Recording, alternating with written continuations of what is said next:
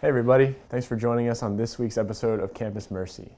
Today you're going to hear KaLynn's story about how a tragedy in her family challenged her but also helped her to grow and to become a stronger person.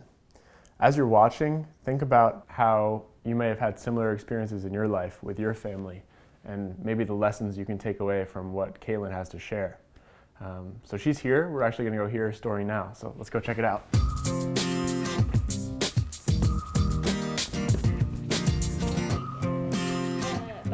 Done, so that's good. Hey Jen, hey KaLynn. What's up, Colin? Nothing much, how are you guys? We're good, just studying. Studying? Yeah. You working on your project? I am, yeah. Yeah? It's looking good. I saw all the videos. Oh, thanks. Great. Thanks, I appreciate that. Yeah, we only have a couple more left to do. So. Oh, cool. All right, yeah. Well, I'll leave you guys to it. Oh, I'm going to thanks. go print this paper. Good luck. Bye. KaLynn, you want to sit over here? Cool.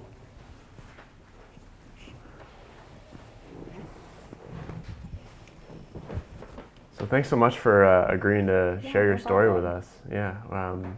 So I don't know a whole lot about it, but I understand it revolves around your dad. It does. Okay. Do you want to tell us about it? Yeah. When I was 10, my dad started getting really sick. We didn't really know what was wrong. My dad and I were really close growing up. He was always the dad that was involved in every single sport I played. He was my soccer coach, my basketball coach. He was there at all my track meets, my volleyball games. And he started getting really sick. So he would go up to Mayo Clinic and take a lot of tests, and we didn't really know what was happening. And then when I was in 5th grade, we figured out that he had Parkinson's disease. Oh, wow. So that kind of took a toll on my family as the years went by.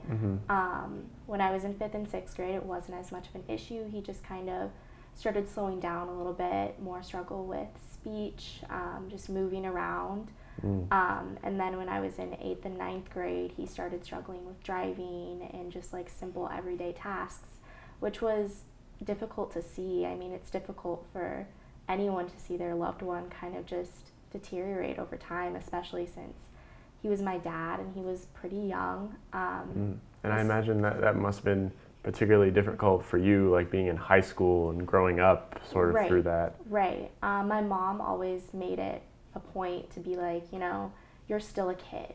Like, although everything is happening around you, your dad's really sick, life's changing, just our family dynamic was changing. He no longer was able to work. He stayed at home, kind of picked up a new role in our family. I wasn't really able to have friends over as often. I kind of withdrew for a little while. Just trying to deal with everything that was happening. It was very difficult, I think, for the first couple years of high school. And then as I kind of grew out of that and realized that this was kind of going to be our life now, and I needed to adapt to that, it became a lot easier to decipher like how I was going to live my life and how his disease would impact me, but also how I would deal with that. Okay.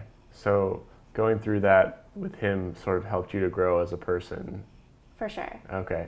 It kind of opened my heart to how I shouldn't judge anyone in their situation, that I should always think about other people before myself. And he was always such a selfless person, always very kind, and always put anyone else before his needs. And I think that's something that I try to reflect today, especially after his passing in January. That's something that I think has become very important to me. Oh, wow. Okay. That's really beautiful. Did that experience have any effect on your relationship with God or your prayer life or anything like that? Did it help you to grow stronger with those things? It did. So when I was growing up, every night my dad would read to me both a storybook and a story from the Bible. Oh, okay. So it was very important that we went to church every Saturday night or every Sunday. I mean, even if we had a soccer tournament, basketball tournament, anything like that, church was very important to him. And he would always say, this is how you get to heaven. You get to heaven by being kind to other people. You get to heaven by being selfless. You get to heaven by just realizing that life is not always about you, that you need to live for other people. And so his disease did really affect my relationship with God, in that although I questioned a lot, like, why did this have to happen to me? Why did my dad have to be taken away from me? I think it also strengthened my relationship with God because I was able to say, yes, this challenge was given to me, but I can learn something from it and I can grow stronger from it. Wow, that's beautiful. I mean, I think what you're saying is that you really had to learn how to be selfless and just really put others first. And that's really something that I need to hear, just to be reminded of in my life. And I think for a lot of people, that's such a valuable lesson, especially in our culture today, where people often put themselves first. Being selfless is just so valuable and important. So thank you so much. No problem, yeah. thank you. I'll see you later. I'm actually going to go talk with Father Adam. Okay, cool. I'm going to study a little more. Okay, good See ya. luck. See you, KaLynn.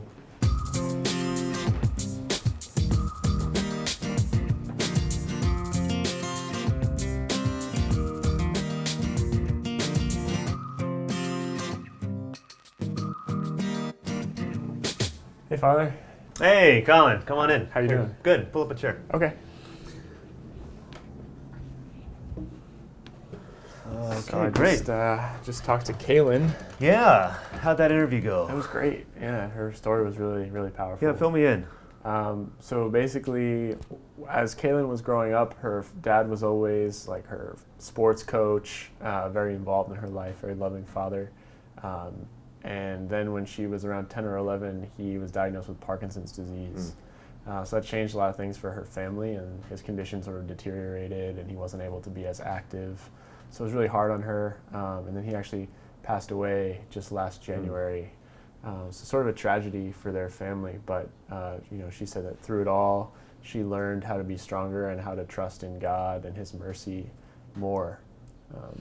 Yeah, it's never easy to see someone close to you suffer and pass away, and most especially when it's your own family member.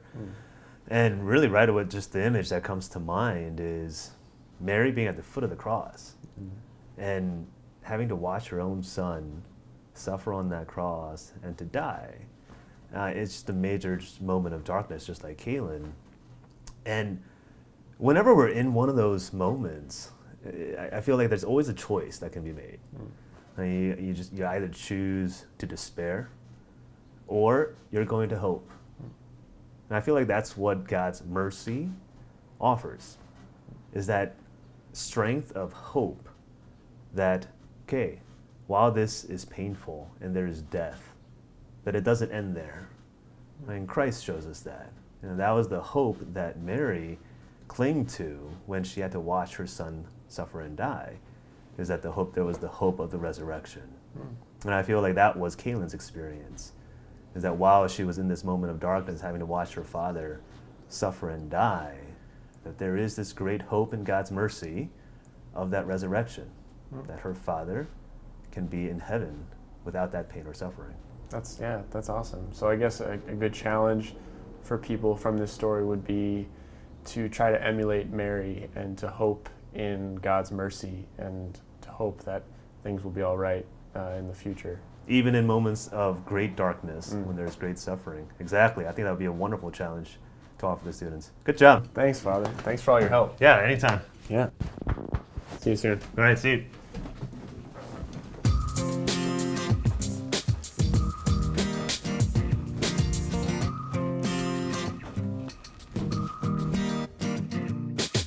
Hey YouTube, thanks so much for watching.